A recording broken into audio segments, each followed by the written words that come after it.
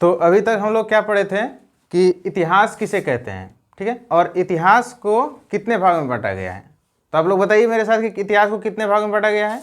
तो 3 भागों में बांटा गया था, प्राचीन भारत का इतिहास, मध्यकालीन का भारत का इतिहास और आधुनिक इतिहास, जिसमें हम लोग प्राचीन इतिहास को पढ़ रहे थे, ठीक है। और प्राचीन इतिहास को भी अध्ययन की सुविधा से 3 भाग में बांटा गया है।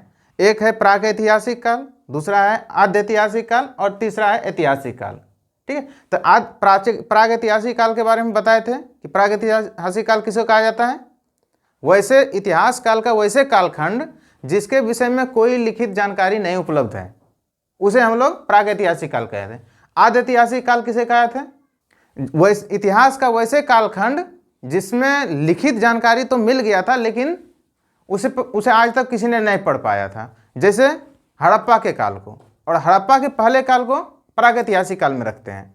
जब भी आपसे ये सवाल पूछा जाए कि प्रागैतिहासिक काल कब से माना जाएगा, तो हड़प्पा से पहले के काल के प्रागैतिहासिक काल माना जाएगा, और आद्य ऐतिहासिक काल में हड़प्पा के काल को माना है, क्योंकि हड़प्पा के काल में लिखावट तो खोज हो गया था लेकिन उसे आज तक किसी ने नहीं पढ़ पाया था, ठीक है। और तीसरा था ऐतिहासिक काल, ठीक है। तो इसमें जो है लिखित भी प्रमाण मिला है और उसका अर्थ भी समझ सके हैं, ठीक है। अब देखिए इसमें आगे हम क्या पढ़े थे कि प्राचीन इतिहास का स्रोत क्या थे। हम लोग ये पढ़ रहे थे ना पिछले बार वीडियो में कि प्राचीन इतिहास का स्रोत क्या थे, तो उसको भी हम लोग 3 भाग में देख रहे थे। एक है पुरातात्विक स्रोत, दूसरा था साहित्यिक स्रोत और तीसरा था विदेशी स्रोत, ठीक है। ये 3 जानकारी जो ये 3 स्रोत के जरिए से हम लोग प्राचीन इतिहास के विषय में जानकारी प्राप्त। तो इसमें जो है पुरातात्विक स्रोत को हम लोग पढ़ रहे थे, ठीक है। तो पुरातात्विक स्रोत में कौन कौन से आते हैं आप लोग कमेंट में बताइए, क्योंकि हम लोग पुरातात्विक स्रोत के बारे में पढ़ रहे थे और उस वक्त हम बताए थे कि पुरातात्विक स्रोत के अंतर्गत में कौन कौन से चीजें आते हैं, ठीक है।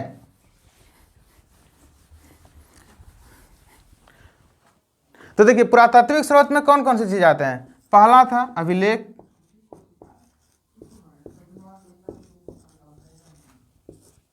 दूसरा था भवन एवं स्मारक, तीसरा था मूर्ति कला। ये सब देखिए आपको पहले ही लिखा चुके हैं, ठीक है, इसको फिर सिर्फ रिवाइज के लिए बता रहा हूं। चौथा था चित्रकला, पांचवा था सिक्का और छठा था अवशेष। ये कुल 6 प्रकार के स्रोत के जो है 6 प्रकार जो है हम लोग पुरातात्विक स्रोत के अंतर्गत पढ़ेंगे, ठीक है। अभिलेख, भवन स्मारक, मूर्तिकला, चित्रकला, सिक्का और अवशेष, ठीक है, जिसमें हम अभिलेख के विषय में बता दिए थे, ठीक है। और अभिलेख के विषय में हम कुछ उदाहरण भी दिए थे, जैसे कि हाथी गुम्फा का अभिलेख ये किस शासक के संबंध में है, तो ये है कलिंग राजा खारवेल के संदर्भ में। आप लोग इसको रिवाइज करते रहिए, जो हम बता रहा हूँ उसको रिवाइज करते रहिए, और जब हम पूछते हैं तो उसको कमेंट में लिख के बताइए, ठीक है। तो आज हम लोग पढ़ेंगे भवन एवं स्मारक के विषय में, ठीक है। हम लोग जो है इसमें आज भवन और स्मारक के अंतर्गत में क्या क्या चीज़ की जानकारी लेते हैं और किस चीज़ से हम लोग इस भवन और स्मारक के दायरे में क्या क्या आता है इसके विषय में हम लोग जानेंगे, ठीक है।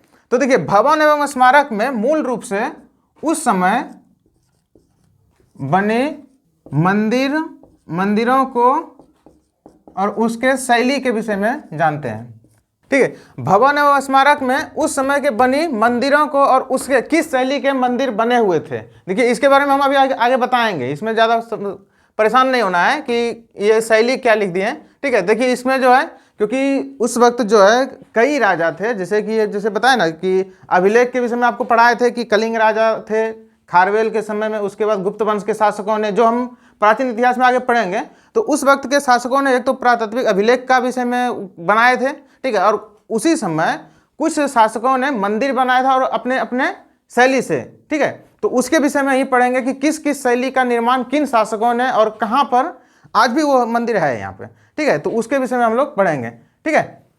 तो इसमें सबसे पहला है नागर शैली,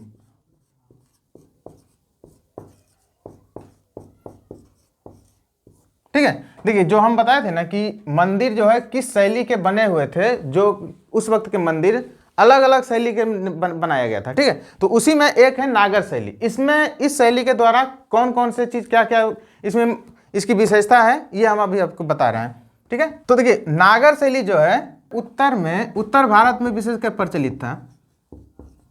नागर शैली का जो विकास हुआ था ये उत्तर भारत में हिमालय से लेकर के विंध्य तक में प्रचलित था, ठीक है। और इस शैली में क्या प्रमुख उदाहरण हम देख लेते हैं। इसके कुछ उदाहरण हम आपको बता देते हैं, आप लोग नोट कर लीजिए, ठीक है, क्योंकि इससे ज़्यादातर सवाल पूछा जाता है। एक है पुरी का जगन्नाथ मंदिर। पुरी का जगन्नाथ मंदिर ये उड़ीसा में है और ये आज भी पर्यटकों के लिए सबसे बेहद ही एक खास जगह है। आज भी लोग वहाँ पे पर्यटन के स्थान पे घूमने या फिर कोई लोग अपने आस्था को लेकर भी जाते हैं, ठीक है। तो ये यदि आपसे ये पूछा जाएगा कि पुरी का जगन्नाथ मंदिर किस शैली से द्वारा बना हुआ है या किस शैली के अंतर्गत आता है, तो ये जो है नागर शैली के अंतर्गत आता है। और ये यदि इससे विषय में पूछा जाए कि कहाँ है, तो ये जो है उड़ीसा में है। दूसरा है कोणार्क का सूर्य मंदिर, ठीक है, ये भी नागर शैली के अंतर्गत आता है।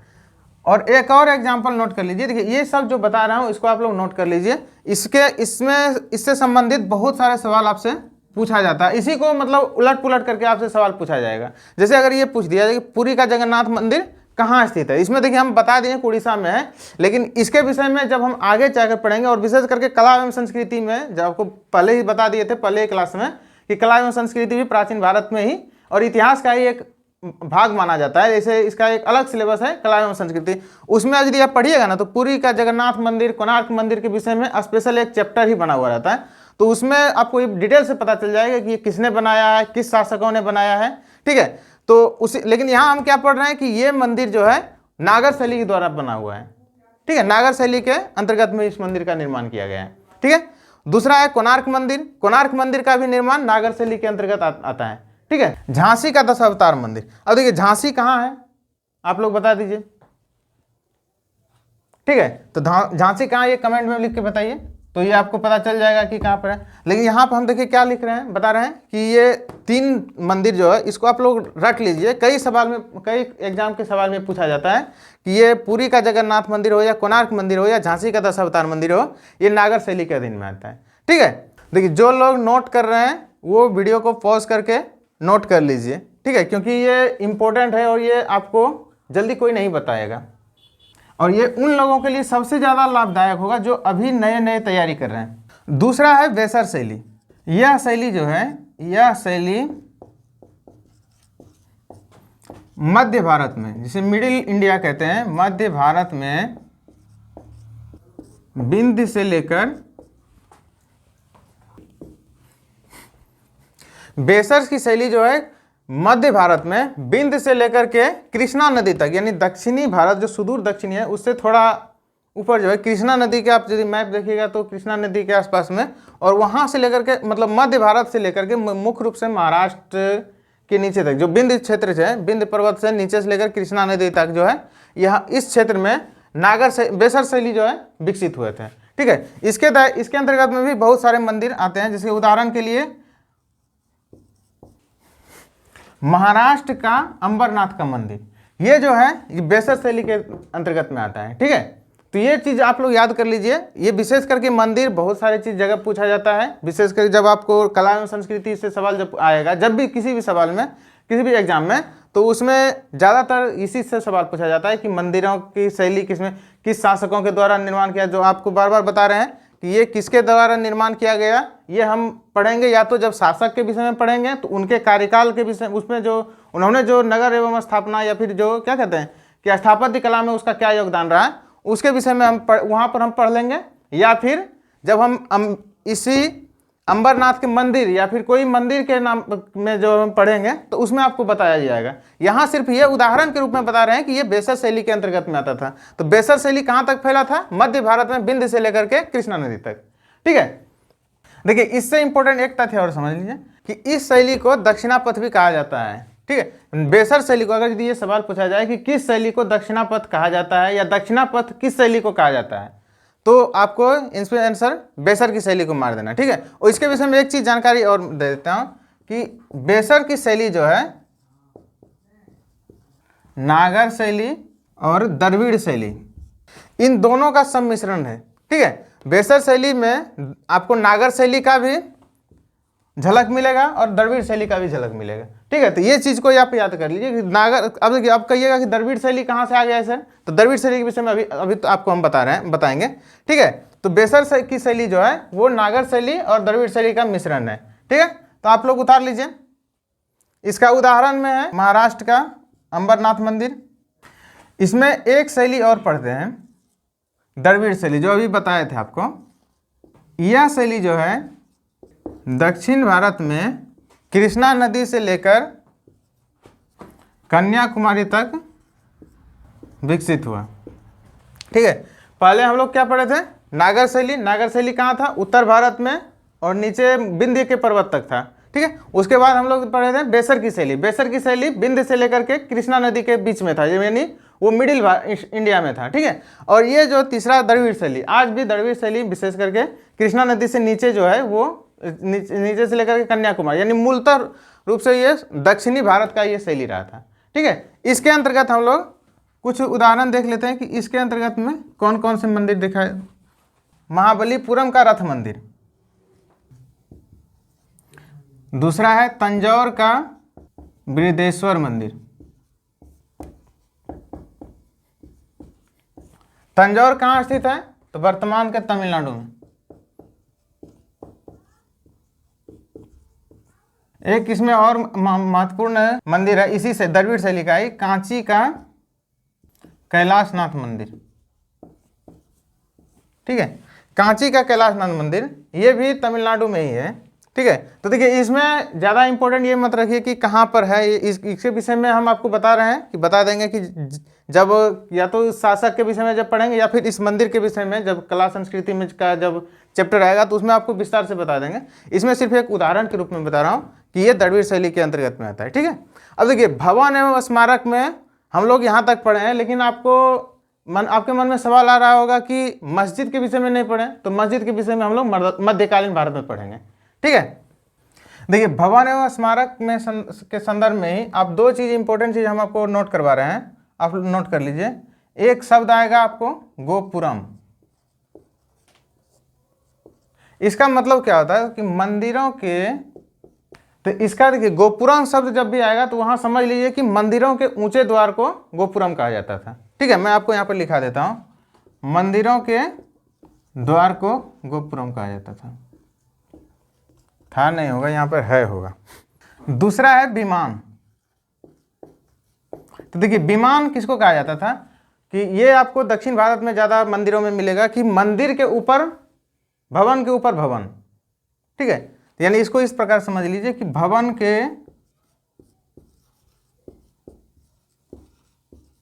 ऊपर भवन को विमान कहा जाता था। ये जो है ये विमान का आपको झलक सबसे ज़्यादा आपको द्रविड़ शैली में मिलेगा।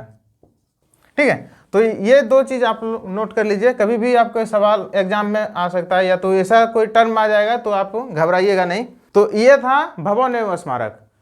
आपको पहला क्या बताए थे, अभिलेख, दूसरा था भवन एवं स्मारक, अब तीसरा क्या है, तो तीसरा देखिए हम लोग मूर्ति कला के विषय में भी जिक्र करेंगे। तो जब हम लोग इतिहास के विषय में जानकारी प्राप्त करते हैं तो उसमें मूर्ति कला भी हमें इतिहास की जानकारी देने में बहुत ही योगदान दिया है। ठीक है, इस कई मूर्ति से हम लोग पता कर पाए कि ये कब का बना हुआ मूर्ति था और किस शासकों के द्वारा बनाया गया और उस समय की परिस्थिति, उस समय की सामाजिक संरचना क्या रही थी।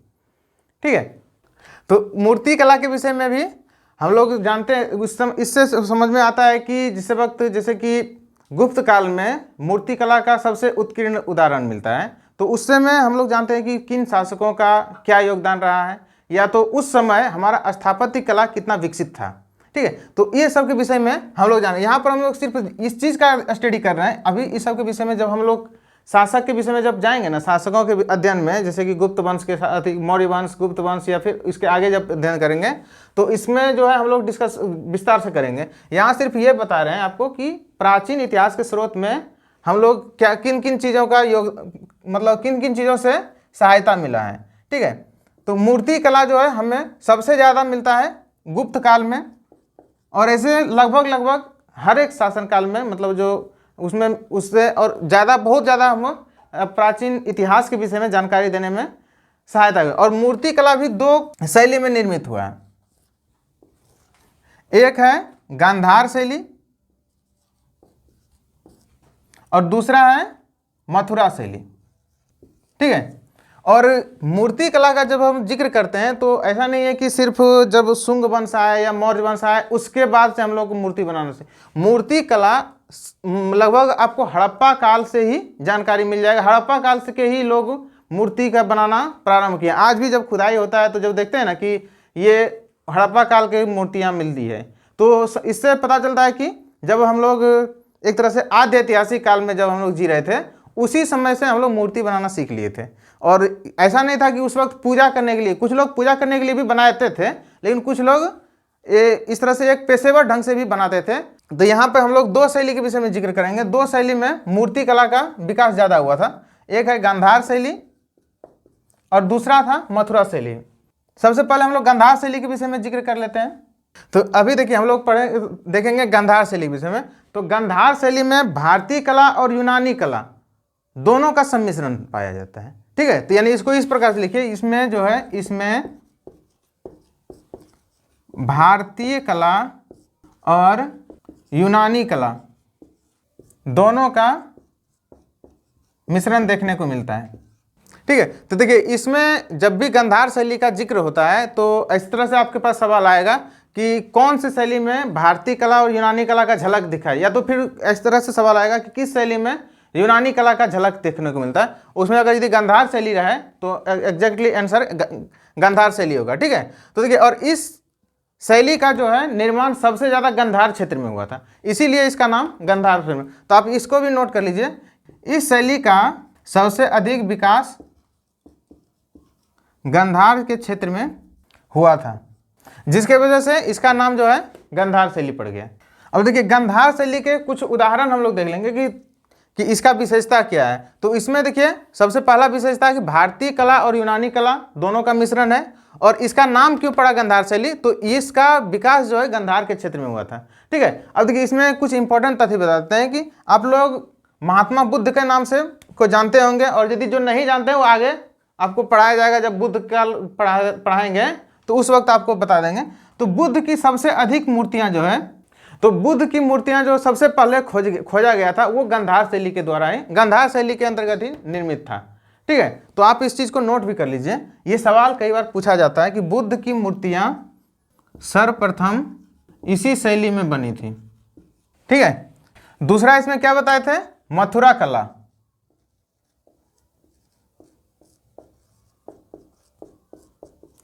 तो मथुरा के नाम से ही पता चल रहा है कि मथुरा कहाँ है, किस जगह पे मथुरा है। तो वर्तमान के उत्तर प्रदेश में एक जगह का नाम है मथुरा, ठीक है। तो मथुरा में ही इसका विकास सबसे अधिक हुआ था, इसी के लिए इसका नाम मथुरा कला पड़ गया, ठीक है। और इसका एक विशेषता ये है कि ये पूरी तरह से स्वदेशी कला माना जाता है, इसमें किसी भी विदेशी कला का झलक नहीं दिखता है, ठीक है। ये पूरी तरह से भारतीय कला इसको कह सकते हैं, ठीक है। इसमें इसको हम लिख दीजिए, इस शैली या इस कला का मथुरा में हुआ था, इसलिए इसका नाम मथुरा कला पड़ गया, ठीक है। यह जो है यह कला पूर्णतः स्वदेशी है,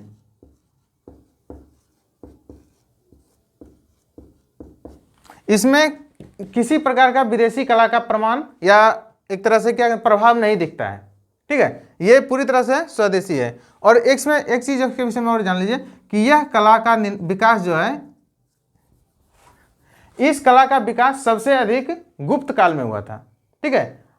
आपको यहाँ पे संक्षेप में बता रहे हैं, आगे विस्तार से बताएंगे जब हम शासन काल में आएंगे, ठीक है। तो लेकिन फिर भी नोट कर लीजिए, आगे आपको परेशानी नहीं होगा। इस कला का विकास सबसे अधिक गुप्त काल में हुआ। तो देखिए तीसरा था मूर्ति कला। भारत के जो प्राचीन इतिहास के जो स्रोत हम लोग पढ़ रहे थे, उसमें कितने स्रोत को पढ़े थे, कुल 6। पहला क्या था, अभिलेख। अभिलेख के विषय में आपको पिछले वीडियो में ही बता दिए थे। दूसरा था भवन एवं स्मारक, अभी बताएं जस्ट पीछे।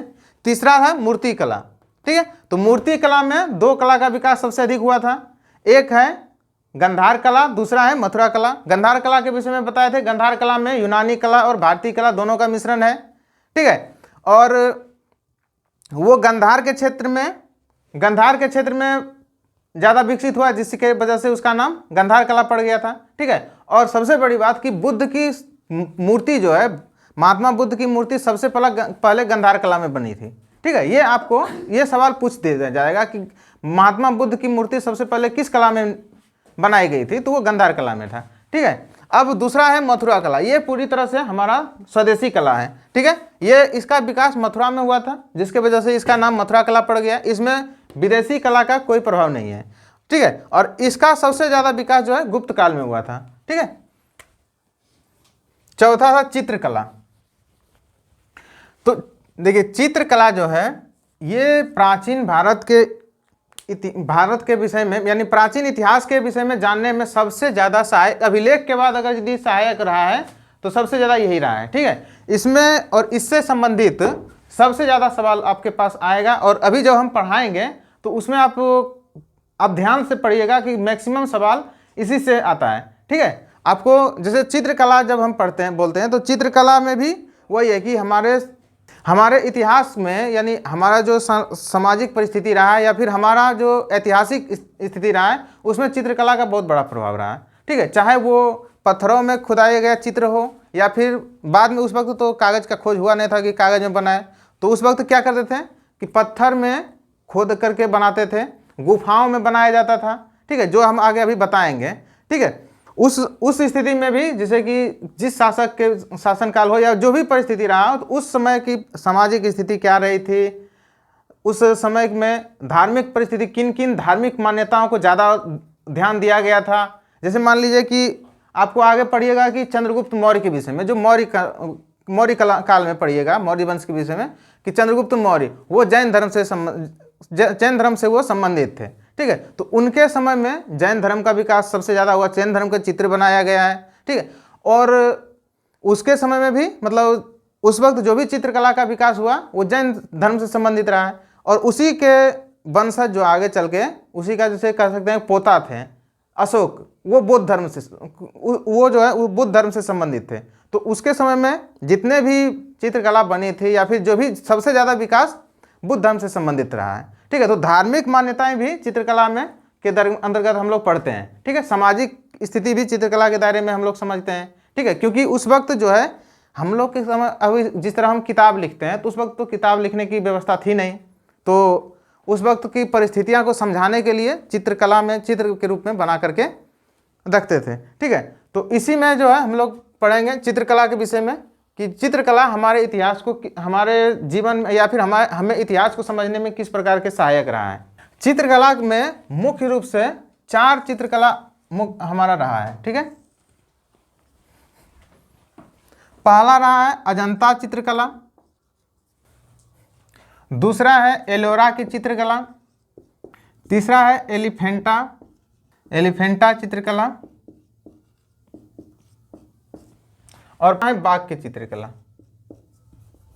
चित्रकला के अंतर्गत में हम लोग इसी 4 के विषय में डिस्कस करेंगे कि चित्रकला मुख्य रूप से, चित्रकला के बारे में जब हम पढ़ते हैं तो मुख्य रूप से 4 चित्रकला के विषय में आप इतिहास में आगे पढ़िएगा।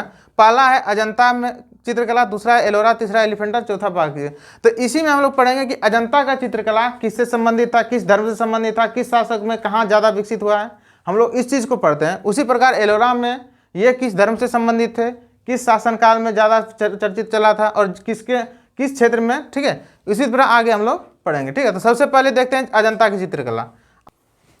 पहले हम लोग पढ़ेंगे अजंता की चित्रकला के विषय में। तो ये चित्रकला जो है महाराष्ट्र के औरंगाबाद जिला में स्थित है, ठीक है। और इसमें जो है कुल 29 चित्र अलग अलग बना था, लेकिन वर्तमान में अब 6 बचा हुआ है, ठीक है। तो इसके विषय में हम लोग ये लिख लीजिए, आप लोग नोट कर लीजिए कि यह चित्रकला जो है महाराष्ट्र के औरंगाबाद जिला में स्थित है। इससे डायरेक्ट सवाल पूछ दिया जाता है कि अजंता की चित्रकला कहाँ स्थित है। 4 ऑप्शन दे देगा, महाराष्ट्र, कर्नाटक, राजस्थान, पश्चिम बंगाल, या फिर तमिलनाडु, महाराष्ट्र, कर्नाटक और एक मध्य प्रदेश। ठीक है, तो आपको कंफ्यूज नहीं होना है। यह चित्रकला जो है ये महाराष्ट्र में अवस्थित है। किस जिला में? तो औरंगाबाद जिला में। इसमें प्रारंभ में जो है, प्रारंभ में 29 गुफा चित्र थे, यानी 29 गुफा थे।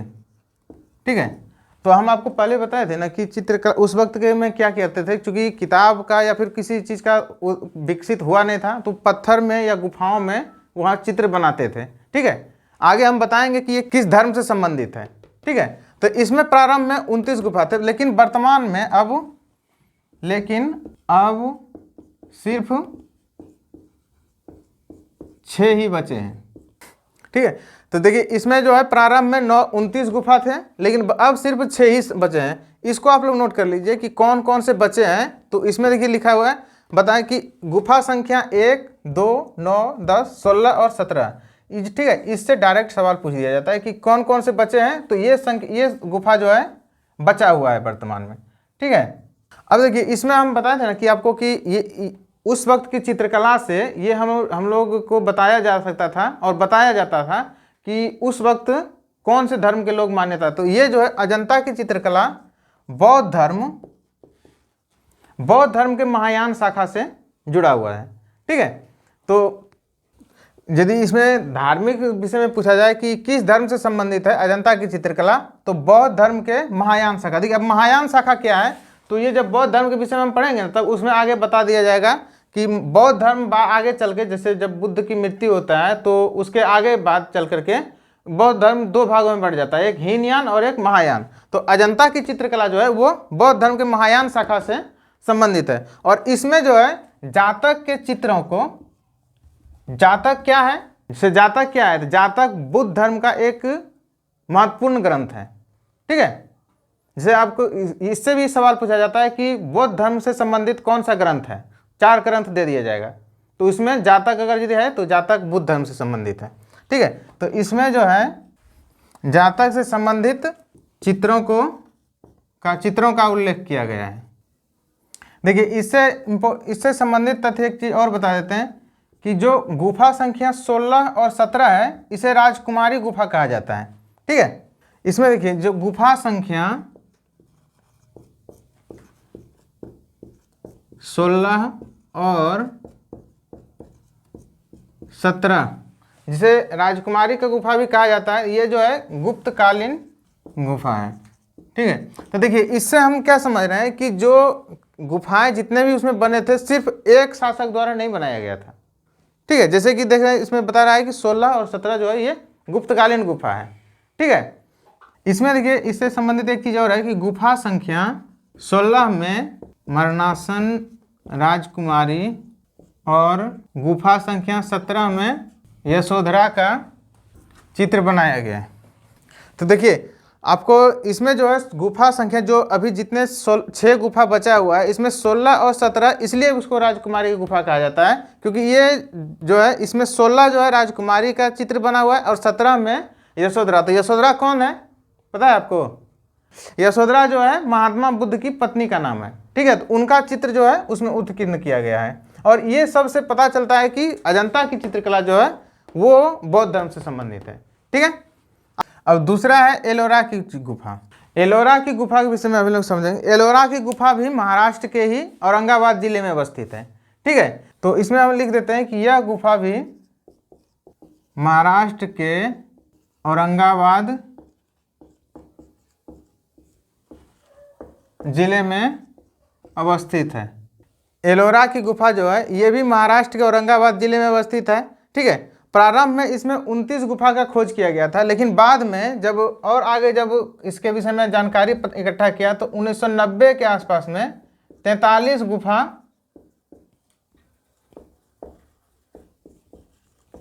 का खोज और हुआ था। ठीक है, तो इस तरह से कुल कितना हो गया, जैसे अभी अगर तो जैसे पहले 29 गुफा का खोज किया था और 1990 में 43 गुफा और खोज किया गया था, तो इसमें कुल मिलाकर कितना हो गया? 72 गुफा हो गया, वर्तमान में है। अब देखिए यदि ये धर्म के विषय में हम लोग यदि जानते हैं, धर्म में एलोरा की गुफा हिंदू, बौद्ध और जैन तीनों धर्मों से संबंधित है। ठीक है, तब देखिए इससे भी मतलब देखिए ये हम लोग क्यों पढ़ रहे हैं या किस लिए इससे हम लोग क्या समझ रहे हैं कि उस वक्त की चित्रकला से, जैसे हम उस वक्त की स्थिति क्या था, कौन से धर्म के लोग पालन कर रहे थे, या फिर उस समय के माहौल में कौन से धर्म को ज़्यादा महत्व दिया जा रहा था, या फिर उस वक्त की सामाजिक स्थिति क्या थी, उसके वो भी वर्तमान में बताने के लिए या फिर आगे बताने के लिए उन लोगों ने चित्रकला का सहारा लिया। ठीक है, अब जैसे अजंता की चित्रकला में हम लोग देखे हैं कि बौद्ध धर्म से संबंधित है और ये तीनों से, लेकिन इसका अगर यदि निर्माण यदि करते हैं तो सबसे ज़्यादा विकास ये निर्माण का किसने किया है, तो ये राष्ट्रकूटों ने, आगे चलकर हम लोग पढ़ेंगे राष्ट्रकूट वंश इसका निर्माण करवाया था। ठीक है, अब देखिए पहले पढ़े थे अजंता की चित्रकला, दूसरा है एलोरा, अब है एलिफेंटा की गुफा। तो ये भी जो है बम्बई बंदरगाह, उस वक्त बम्बई था जो अभी वर्तमान में मुंबई हो गया है, उस वक्त बम्बई कहा जाता था। बम्बई बंदरगाह के 9 किलोमीटर के दूरी पर जो है इसका खोज किया गया था। ठीक है, और इसका खोज करने का श्रेय पुर्तगालियों को जाता। जब पुर्तगाली आए थे तो उन्होंने ही इस चीज़ का एलिफेंटा की गुफा का पता लगाया था। ठीक है, तो यह गुफा जो है महाराष्ट्र के बम्बई बंदरगाह, वर्तमान में मुंबई इसको कहते हैं, से 9 किलोमीटर की दूरी पर पता चला, मतलब खोज किया गया। ठीक है, और इसमें इंटरेस्टिंग क्या है कि इसका खोज जो है पुर्तगालियों ने किया था। इससे संबंधित एक तथ्य और जानिए कि इसका प्राचीन नाम जो है एलिफेंटा की गुफा, या तो जिस जगह पे इसका खोज किया गया था ये इस गुफा को, उसका प्राचीन नाम धारा नगरी था। ठीक है, तो देखिए इसको हम यहाँ पर नोट कर देते हैं, आप लोग भी नोट कर लीजिए, इसका प्राचीन नाम धारा नगरी था। अब देखिए बात है कि जैसे देखिए इसके विषय में तो यहाँ तक तो हम लोग जान गए हैं कि एलिफेंटा गुफा जो है महाराष्ट्र के बम्बई बंदरगाह से 9 किलोमीटर की दूरी पर खोजा गया। किसने खोजा? पुर्तगालियों ने। और ये जो जहाँ पे खोजा गया है वहाँ पर उस जगह को धारा नगरी कहा जाता है, यानी उसका प्राचीन नाम धारा नगरी था। ठीक है, तब देखिए इस जिस गुफा का खोज किया गया उसको एलिफेंटा की गुफा क्यों कहा जाता है? तो जब इसके विषय में जब उन्होंने पुर्तगालियों ने जब खोज पता लगाया था तो उनको जो है हाथी के आकार का एक विशाल गुफा पता चला था। ठीक है, तो इसीलिए इसका नाम जो है एलिफेंटा की गुफा को रख दिया गया। अब देखिए इसमें जो है धर्म के विषय में जो है अब लोग जानेंगे, यह मुख्य रूप से हिंदू धर्म और हिंदू धर्म में, या तो फिर यदि हिंदू धर्म ऑप्शन रहेगा तो हिंदू धर्म मानना है, नहीं तो फिर शैव धर्म से संबंधित था। ठीक है, क्योंकि इस गुफा में जो है शिव की विशाल मूर्ति मिला था, इससे पता चलता है कि ये हिंदू धर्म से और इसमें जो है शैव धर्म से संबंधित था। ठीक है, तो यहाँ तक हम लोग याद क्या कर रखना है कि ये महाराष्ट्र में खोजा गया था। कहाँ पे? तो बम्बई के निकट में। तो ये इंपॉर्टेंट ज़्यादा नहीं, लेकिन इंपॉर्टेंट ज़्यादा आपके लिए ये रह जाएगा। ठीक है, छोटे छोटे एग्जाम के लिए, विशेषकर railway, SSC, banking, Bihar police, Bihar दरोगा के लिए। दूसरा इंपॉर्टेंट तथ्य है कि इसका खोज जो है पुर्तगालियों ने किया था। ठीक है, और तीसरा स्थल यह है कि इसमें जो है जहाँ पे इस जगह को खोजा गया था एलिफेंटा को, उस जगह का नाम धारा नगरी, प्राचीन नाम उसका धारा नगरी कहा जाता था। ठीक है, और धर्म के रूप में ये हिंदू धर्म में शैव धर्म, यदि जैसे ऑप्शन में सिर्फ हिंदू धर्म रहे तो हिंदू धर्म मानना है, अगर यदि शैव धर्म दिया रहेगा तो शैव धर्म को मानना है, क्योंकि इसमें जो है इस गुफा में शिव की मूर्ति मिला था। ठीक है, तो अब देखिए इसमें 3 चित्रकला के विषय में पढ़ लिए। कौन कौन से? अजंता, एलोरा और अभी पढ़ लिए एलिफेंटा। अब बचा क्या है? बाघ की चित्रकला। बाघ की चित्रकला ये जो है ये भी मतलब चित्रकला के दायरे में ये चौथा हम लोग अभी डिस्कस कर रहे हैं, और ये अंतिम है चित्रकला के दायरे में जो भी हम लोग अभी तक पढ़े हैं। इसमें से बाघ की चित्रकला ये जो है मध्य प्रदेश में मिला है। तो देखिए इसमें इंपॉर्टेंट अलग क्या देखें कि इससे पहले 3 जो है अजंता, एलोरा और एलिफेंटा, तीनों जो है महाराष्ट्र में मिला है, लेकिन एक अकेला बाघ की चित्रकला है जो मध्य प्रदेश में मिला है। ठीक है, और मध्य प्रदेश में बाघ नदी के किनारे मिला है, इसलिए इसका नाम बाघ चित्रकला लिख पड़ा गया है। ठीक है, तो देखिए इसको हम लिख लेते हैं, आप लोग नोट कर लीजिए कि यह मध्य प्रदेश में बाघ नदी के किनारे खोजा गया। जिसके कारण इसका नाम बाघ की चित्रकला रखा गया। यहाँ से ठीक है, ये भी एक तरह से गुफा ही में ही खोज किया गया था। ठीक है, तो यहाँ से जो है कुल 9 गुफा की खोज किया गया था। यहाँ से कुल 9 गुफा खोजा गया है। अब देखिए इसका धार्मिक प्रवृत्ति देखेंगे, धर्म से संबंधित अगर बात हम देखते हैं तो ये जो है ये भी बौद्ध धर्म से संबंधित है, बौद्ध धर्म से, और उसमें भी महायान शाखा। महायान शाखा से आपको दिक्कत नहीं होना चाहिए, क्योंकि आपको पहले भी बताया है कि बुद्ध धर्म, जब महात्मा बुद्ध की मृत्यु होती है तो इसके आगे जाकर के बुद्ध धर्म 2 भाग में बढ़ जाते हैं, एक हीनयान और दूसरा महायान। तो महायान शाखा से संबंधित है। अब देखिए इसमें याद रखने वाला क्या चीज़ है, आप मेरे साथ दोहराइए कि चित्रकला में कितने चित्रकला अभी हम लोग पढ़े हैं? 4 चित्रकला।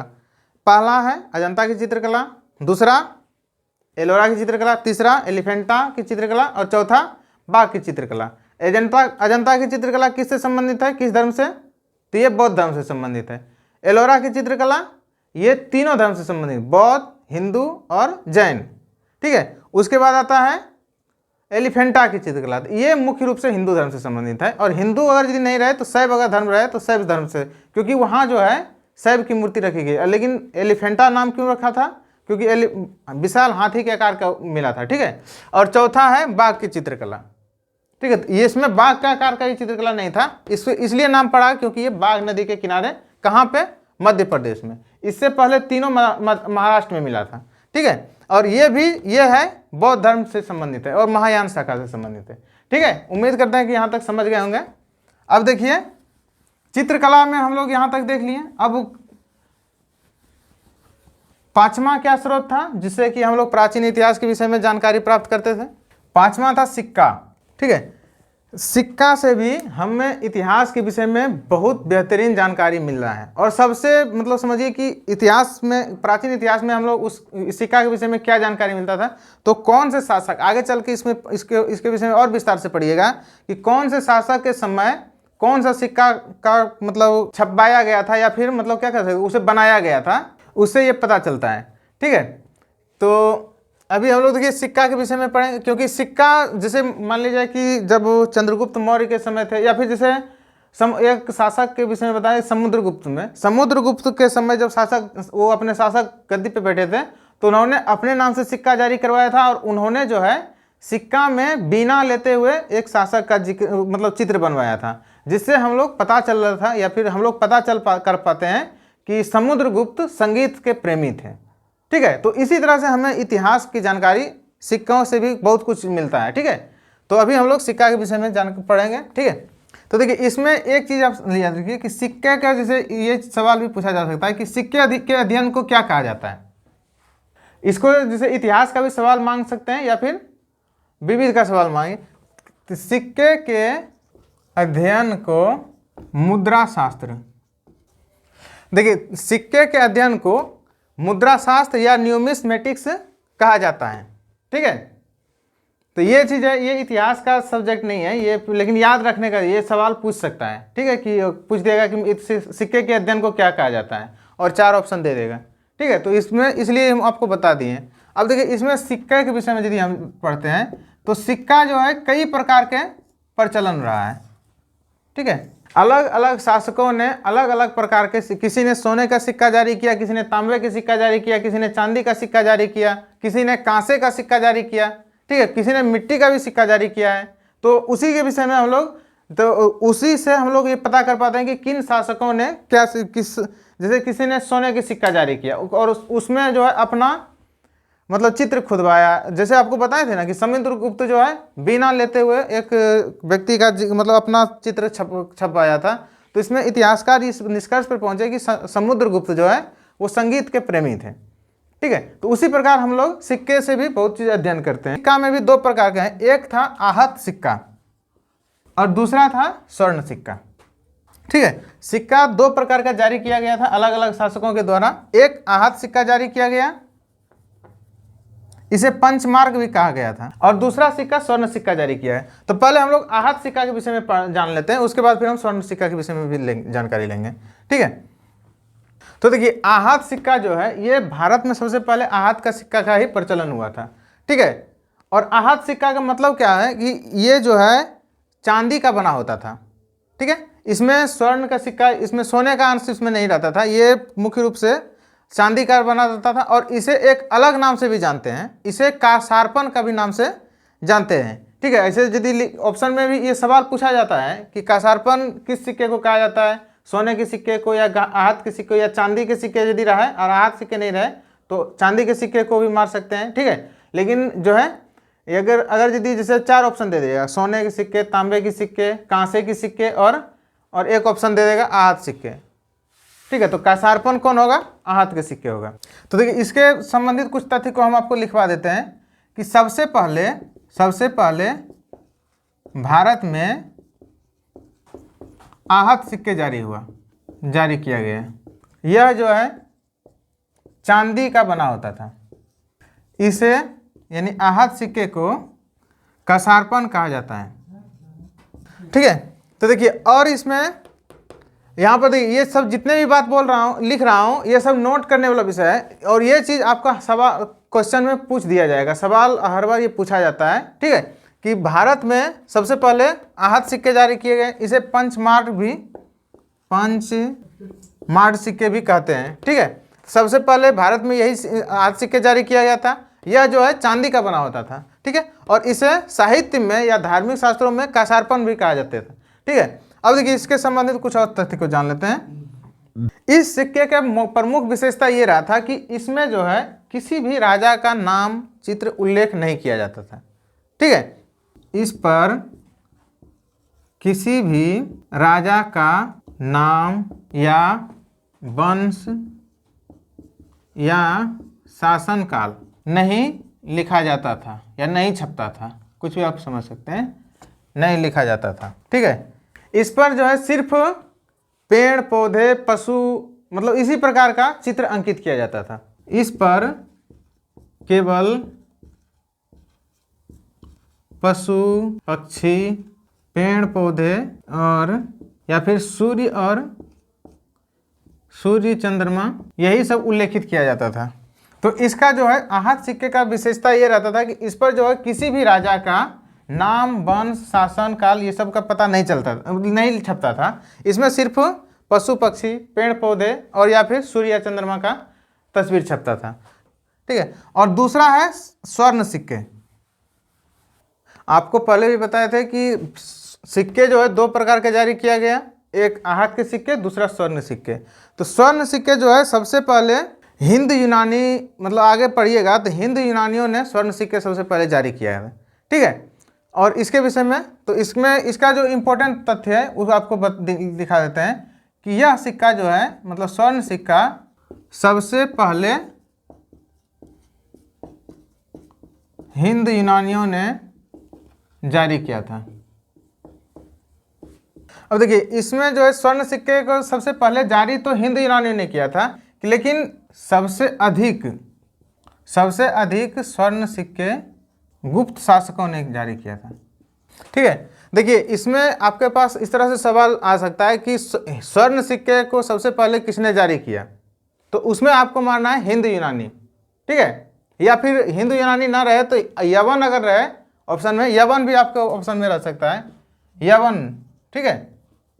तो आपको वहाँ पे घबराना नहीं है, यवन यूनानियों को ही कहा जाता था। लेकिन अगर यही सवाल पूछा जाए कि सबसे अधिक स्वर्ण सिक्के किसने जारी किया, तो वो गुप्त शासकों ने जारी किया।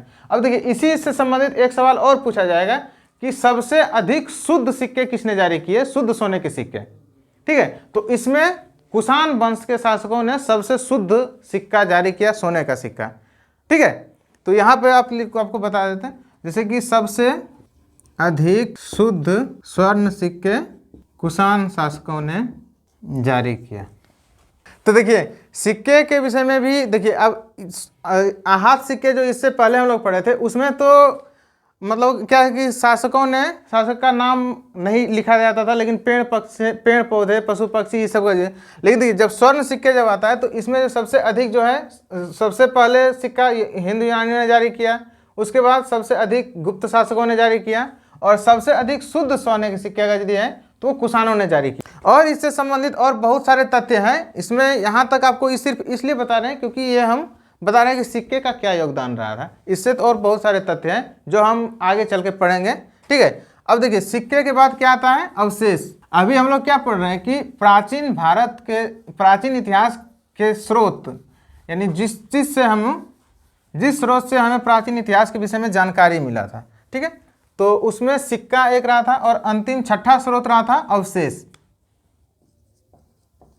तो अवशेष के विषय में, अवशेष का मतलब पहले हम लोग समझेंगे कि अवशेष क्या किसे कह रहे हैं। तो आप लोग देखिए, जब पुराना घर आपका रहता होगा, जैसे कि ना होता है कि जैसे जो दादी माँ या फिर दादाजी या फिर उनके भी पिताजी घर बनाए होंगे, तो अभी आपके समय में वो या तो पूरी तरह से खत्म हो गया होगा या तो फिर टूटा फूटा अवशेष बचा होगा, ठीक है, तो उसी को अवशेष कहते हैं, ठीक है। तो उससे भी हम लोग इतिहास के बारे में जानने हैं, ठीक है।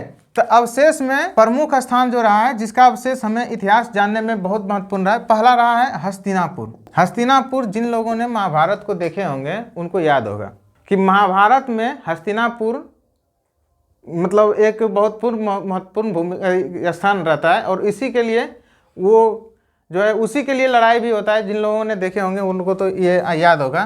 तो देखिए, इस स्थल को जब इतिहासकारों या फिर पुरातत्ववेदता ने जो इतिहास मतलब क्या कहते हैं कि पुराना स्थल को खुदाई करके जो भी मतलब निकालते हैं उसे पुरातत्ववेदता कहते हैं। इन्होंने जब इसका खुदाई किया तो वहाँ पे महाभारत के समय जो युद्ध हुए थे उसके कुछ अवशेष वहाँ पे उनको मिला, और उससे जो है उन्होंने अनुमान लगाया कि जो है महाभारत का युद्ध 900 वर्ष पहले हुआ होगा, ठीक है। जैसे देखिए, हस्तिनापुर का जब उत्खनन किया, उत्खनन मतलब वही होता है कि खुदाई करना, खुदाई किया तो उससे इन्होंने पता लगाया कि महाभारत का युद्ध जो है 900 ईस्वी पूर्व, मतलब आज से 2023 साल पहले चल जाइए, उसके बाद जो है उससे 900 साल पहले चल जाइए, ठीक है। तो उस वक्त ये युद्ध हुआ होगा।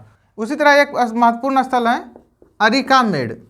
यह स्थल जो है पांडिचेरी में स्थित है, ठीक है। यहाँ पे भी मतलब यह स्थल जो है पांडिचेरी में स्थित है, ठीक है। और देखिए, इससे जो है यहाँ पर जब इसका उत्खनन किया गया तो यहाँ पर जो है रोम का सिक्का, रोमन साम्राज्य के कुछ महत्वपूर्ण स्थिति मतलब क्या कहते हैं महत्वपूर्ण जानकारी प्राप्त हुआ है। जैसे कि रोम का सिक्का जारी हो गया, उसके वहाँ के कुछ पहनावे वस्त्र मतलब चीज़ जारी हुआ, जिससे ये पता चला कि उस वक्त यानी उस जगह जो पांडिचेरी की जगह यानी ये अरिकामेड जगह जो है, वहाँ से रोमन साम्राज्य के बीच में व्यापार और संबंध जो है होता था, ठीक है।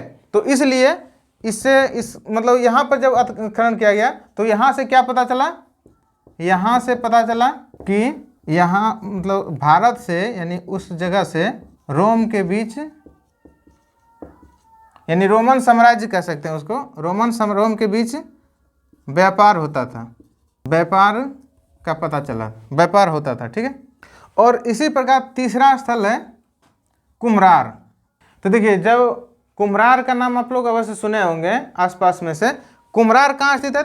कुम्हरार जो है बिहार के पटना में स्थित है, ठीक है। और यहाँ से सम्राट चंद्रगुप्त मौर्य के जो क्या कहते हैं मौर्य स्तंभ जिसको कहते हैं उसका अवशेष मिला है, ठीक है। वो जो आगे जब आप मौर्य साम्राज्य पढ़िएगा तो उसमें वो पढ़िएगा कि चंद्रगुप्त मौर्य का जो मौर्य भवन था वो लकड़ी का बना हुआ था, ठीक है, और विशेष प्रकार से वो बनाया गया था। लेकिन अभी जो है उसका थोड़ा बहुत मतलब बहुत क्षतिग्रस्त हो गया है, अब सिर्फ उसका अवशेष बचा हुआ है, बचा खोजा मतलब कुछ अवशेष बचा हुआ है। तो कुम्हरार कहाँ स्थित है? यह जो है पटना जिला में स्थित है, ठीक है। इससे आपको बिहार से संबंधित जितने भी एग्जाम हैं उसमें वो उसके लिए बहुत महत्वपूर्ण रहे। ऐसे केंद्र से संबंधित जैसे रेलवे या एसएससी में भी पूछा जाता है, लेकिन बिहार से संबंधित ये ज़्यादा इंपॉर्टेंट है। यहाँ से जो है चंद्रगुप्त मौर्य जो मौर्य वंश के संस्थापक रहे हैं, ठीक है। जब हम लोग प्राचीन भारत में ये सब जब खत्म करके जब शासक के विषय में जब पढ़ेंगे तो पहले जब हर्यक वंश के विषय में जब हम लोग खत्म कर लेंगे तो आगे जाकर के मौर्य वंश के विषय में भी हम लोग पढ़ेंगे। तो मौर्य वंश के संस्थापक जो है वो चंद्रगुप्त मौर्य थे। तो वहाँ यहाँ से चंद्रगुप्त मौर्य का 80 स्तंभ वाला लकड़ी का महल, ठीक है, महल का अवशेष मिला। ये आज भी है, जो लोग पटना जाते हैं वो जा करके देख सकते हैं ठीक है। तो देखिए अवशेष, यहाँ पर हम लोग क्या कर रहे थे, अवशेष से भी हम लोग इतिहास के विषय में बहुत कुछ जानकारी मिलता है कि जैसे हस्तिनापुर से जानकारी मिलता है कि जब हस्तिनापुर का उत्खनन हुआ था तो उसमें जानकारी मिला कि महाभारत का युद्ध जो है आज से लेकर के यानी 900 ईस्वी पूर्व, ठीक है, पहले हुआ था। ठीक है, उसी तरह एक और स्थल है अरिकामेड़, तो यहाँ से भी हम लोग को कुछ जानकारी मिला जैसे कि भारत और रोम के बीच व्यापार के विषय में। ठीक है, और तीसरा जैसे पटना में है, पटना कुम्हरार जो है ये पटना जिला में स्थित है। यहाँ से चंद्रगुप्त मौर्य का 80 स्तंभ वाला यानी 80 खंभे वाला, सीधे सीधे समझिए, खंभे वाला लकड़ी का महल मिला है। ठीक है, तो ऐसा नहीं है कि उत्खनन अवशेष से 3 ही चीज़ है, ये 3 चीज़ आपको इसलिए बताया गया है उदाहरण के रूप में, ताकि आप ये समझ सकते हैं कि अवशेष भी हमें इतिहास समझने में सहायता करते हैं। ठीक है, तो जैसे ये चीज़ अभी हम क्या पढ़ रहे थे, अभी ये हम लोग क्या पढ़ रहे थे, आप लोग ये उतार लिए, उतार लीजिए। देखिए अभी हम लोग क्या पढ़ रहे थे कि प्राचीन भारत के स्रोत, यही हम लोग पढ़ रहे थे ना, प्राचीन भारत, प्राचीन इतिहास के स्रोत, प्राचीन इतिहास के स्रोत। तो इसमें कौन कौन से स्रोत देखे थे, 3 स्रोत, पहला पुरातात्विक स्रोत, दूसरा है साहित्यिक स्रोत और तीसरा है विदेशी स्रोत। ये आपको पहले दिन भी बता दिए, अभी सिर्फ इसलिए बता रहे हैं कि आपको फिर से रिमाइंड हो जाए। ठीक है, तो पुरातात्विक स्रोत में कुल 6 प्रकार के हम लोग जानकारी लिए थे, ये चीज़ हम अभी पढ़ा दिए हैं। ठीक है, अब नेक्स्ट क्लास में साहित्यिक स्रोत से हमें कैसे जानकारी मिलता है और क्या जानकारी मिलता है, इस चीज़ का डिस्कशन करेंगे। ठीक है, फिर मिलते हैं नेक्स्ट क्लास में।